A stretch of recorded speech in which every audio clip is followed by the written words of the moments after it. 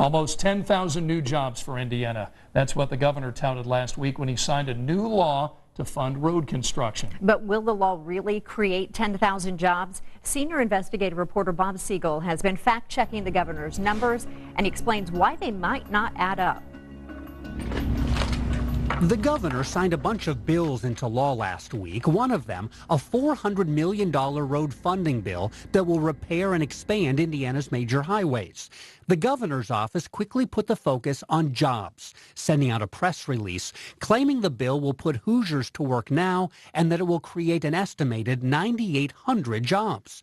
That's a lot of jobs. We asked the governor where that number comes from. I think the number that I was presented came from industry sources. That's what the industry tells us, is that level of expenditure on infrastructure generates around 10,000 jobs. A spokeswoman for the governor's office then told us the numbers actually come from this report published 7 years ago by the Federal Highway Administration. 13 Investigates took a closer look at that report, which estimates the impact of highway funding on jobs. It says the report must be used carefully and with plenty of caution.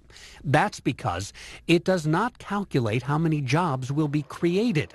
It estimates how many jobs will be supported. There's a difference. The truth is, much of the money spent on highway projects does not create new jobs. It supports those jobs already existing. And based on the report's calculations, the money will support those jobs for 1 year. So many of the jobs the governor was talking about would likely be temporary ones. And this federal report issued by the White House shows a much more conservative estimate of job creation. Using that formula, the number of jobs resulting from Indiana's new highway spending is less than half the number promoted by the governor. Instead of 9,800 jobs, it's only about 4,300.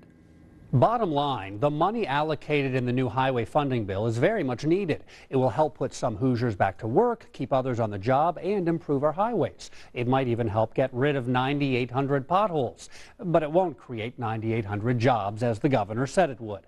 The governor's office used what could be considered an outdated report to calculate its job numbers and failed to use the caution that even the report's authors said should be used when citing their estimates. For that reason, the governor's claim of creating 9,800 new jobs is a stretch. I'm Bob Siegel, Channel 13 Eyewitness News.